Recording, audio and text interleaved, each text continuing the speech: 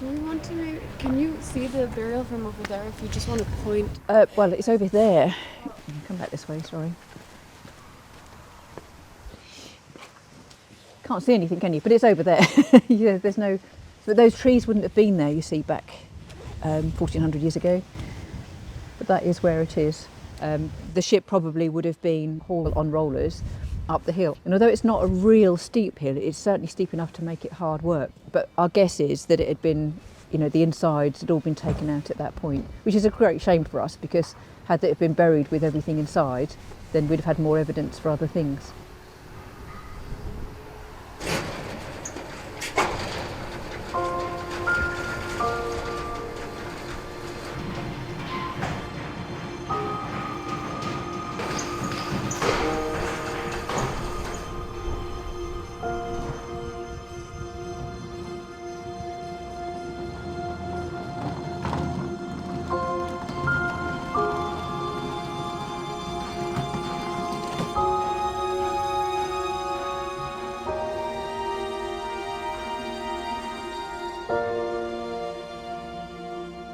Obviously, when we started, what we had in relation to the archaeology is literally just a ghostly imprint of the ship in the soil at Sutton Hoo, and this image illustrates more or less what we had when we were considering building a replica, or as near a replica as we get. So this was discovered in 1939 when the landowner then, Mrs. Edith Pretty, had commissioned a local amateur archaeologist, Basil Brown, to do some work on the Anglo-Saxon burial site at Sutton Hoo. This was in sort of July, about 10 weeks before the outbreak of the Second World War. And as they excavated it, it became very apparent that this was something quite significant in archaeological terms, in historical terms, and he realised in fact that it was not a Viking ship, but it was earlier than the Viking, it was a Saxon ship, dating from around about 600, 625 AD. And it's important in many respects because, you know, we have so little information about this period that became known as the Dark Ages.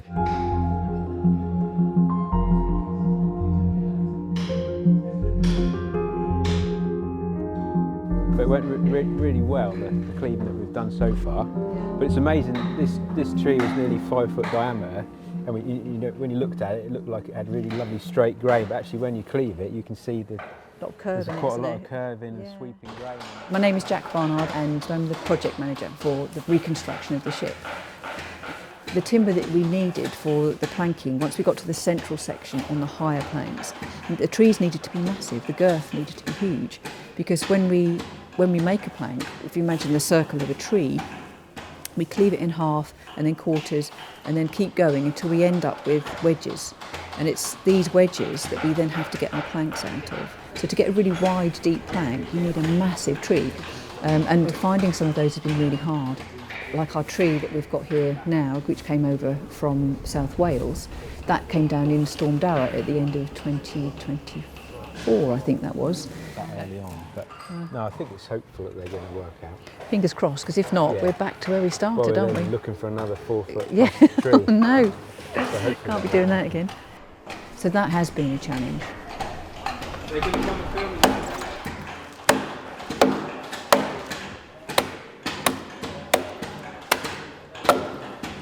So I'm Laurie Walker and I'm the Master Shipwright. Before coming here, I mostly did modern boat building, so still using wood, but with more modern machinery and things. But obviously coming back to working here with all sort of hand tools, axes, chisels, hammers, wedges. This is really going back to the basics and just working with the bare materials. So this is a much more rewarding way of doing it, and to do it with the volunteers as well, because we've got 180 volunteers, and of them about 25 to 30 that actually physically work on the ship. And it's such a rewarding sort of atmosphere to be in, and everyone just loves being in here. They want to be here, they're not getting paid to do it, they just come because they just enjoy it.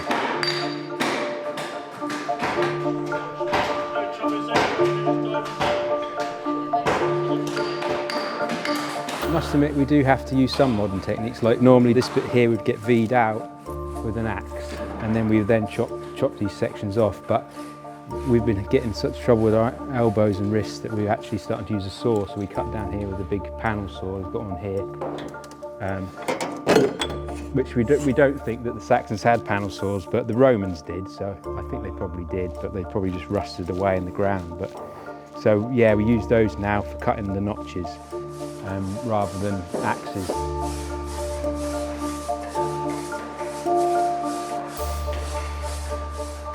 So there's a branch here, another one there.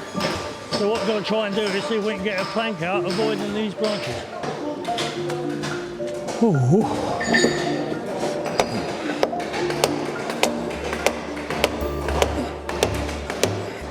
And that's the traditional Swedish broad axe. And we use this for notching out or for anywhere where we just need to do some rough chopping. Then we'll change over to this, which is just traditional T-axe. This is an Anglo-Saxon T-axe, and this, they've found examples of this in the ground, so this is how we know what it looked like basically. So when I say it's T-axe, it's called that because it sort of looks like a T.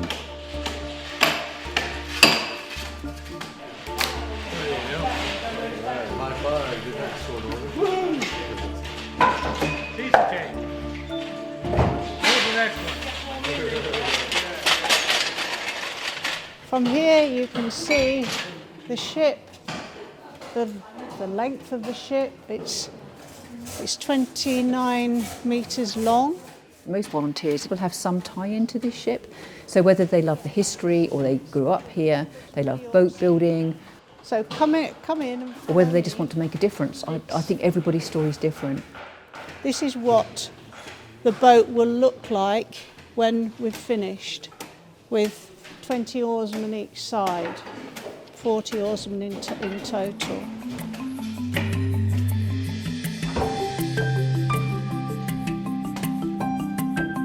This is plugging a part of history that's never been plugged. You know, we've got the Nidam ship over in Denmark 300 years earlier than this, and then the Viking ship's like 400 years later, so you've got this 700-year gap. So it's really interesting to see that chronology of building techniques.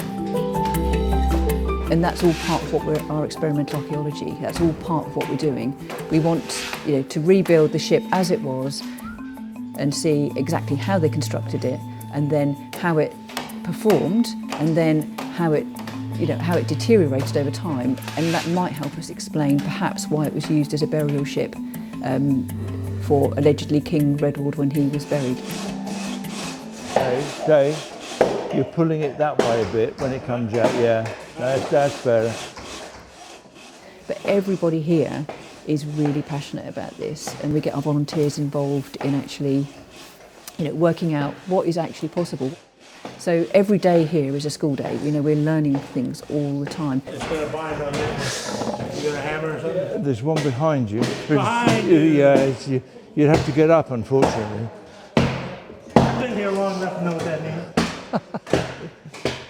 It might look that, we've got this sussed and we know exactly what's going on, but it took us a long time to work out how to build this keel, to do this sort of plank work, to get, the angles correct, to interpret the archaeology in the correct way, to be able to do this. What was seating like in 600?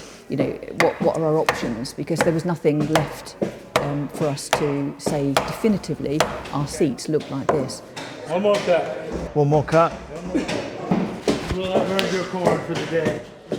Just 1, 2, 3, 4.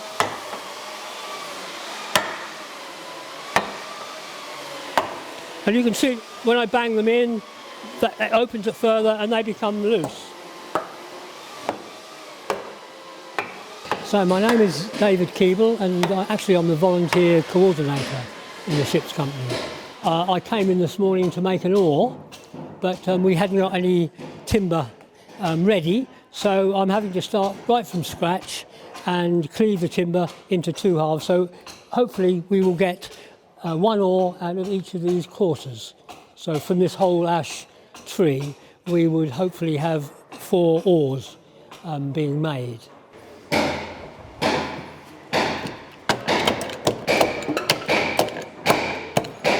And hopefully that should now split. And that's it.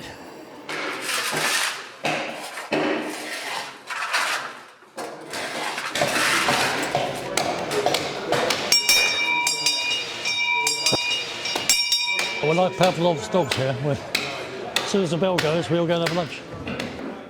Bugger off. Have an extra biscuit, Dave. We've got about 18 or nearly 20% of our workforce are called Dave or David. There's one of them. There's another one. The other David you met earlier. There's literally loads of them. The slave master's going to let us have a cup of water and a piece of bread.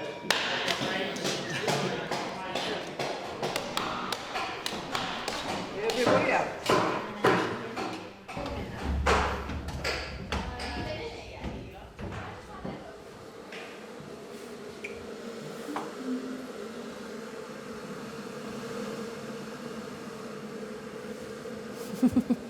Seen that one? Rocking the boat. I'm Jenny Golding and I'm the education coordinator for the ship. So why do you think it's important that we talk about, Anglo-Saxon culture today? I think everyone refers to it obviously as the Dark Ages, and when you see what was found in the burial mound, it's elaborate and beautiful and complicated. So it's not really the Dark Ages at all. The fact that they could build, a ship in 6 months and, pass knowledge on from generation to generation is so important. Also, they always get sandwiched, don't they? Because the Romans and the Vikings always get everyone's attention.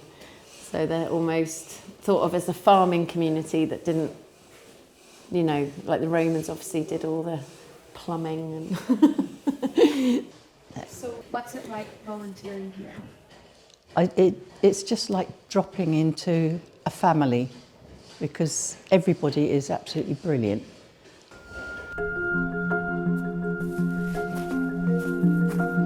To think that the original would have gone on the same river that I row on the River Deben, up and down, past Sutton Hoo. It's just amazing. It's just something that I want to be part of. For experimental archaeology, you have to really feel what you're doing to really understand whether what you're doing is correct. And this is part of a model of the ship at full size. And it gives us a really good feel about how, whether we've got an oar of the right length and how it works in one of the tholes. It's also helped us to play around with the floor height and the seating height, because again, the ship had no evidence of where those two things were. So by playing around with it and sitting in it, getting different height humans in it, we can see what the kind of average requirement would be in order to be able to row something at that height on the side of the hull. So there were no oars left in the Sutton Hoo Ship, in the Archaeology. So we've had to look across the world what was happening with oars at that time, and then kind of work backwards about what the length would have been.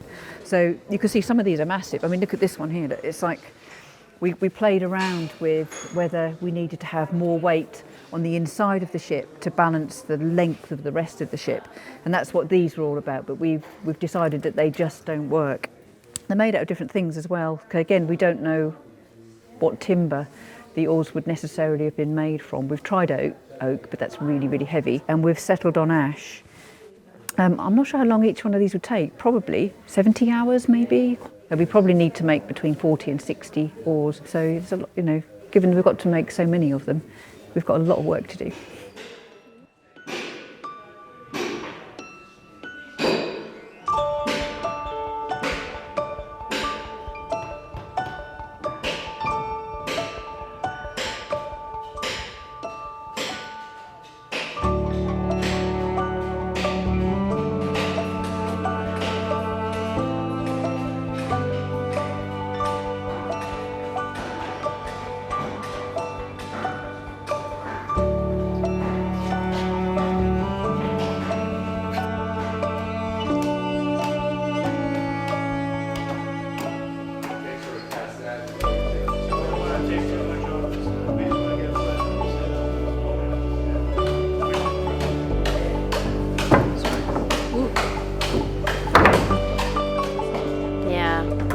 I normally lay it down at the back, go and check there's space.